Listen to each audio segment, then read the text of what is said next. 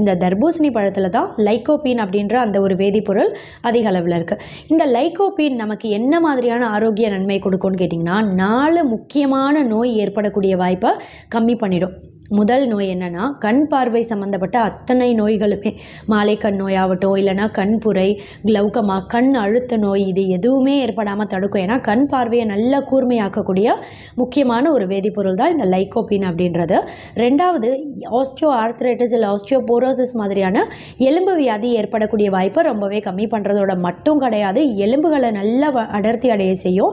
எலும்போட அடர்த்தி, அதாவது phone mineral டென்சிட்டின்னு சொல்லுவாங்க, இதை வந்து பார்த்திங்கன்னா எப்போவுமே பராமரிக்கும். இது எந்த வகை புற்றுநோய் செல்லுமே நம்ம உடம்புல ஏற்படாமல் தடுக்கும் லைகோபீன் அப்படின்ற இந்த ஒரு வேதிப்பொருள். ரொம்ப குறிப்பாக பார்த்திங்கன்னா ஆண்களுக்கு ஏற்படக்கூடிய ப்ராஸ்டேட் கேன்சர் வரக்கூடிய வாய்ப்பை இது கம்மி பண்ணிடும்.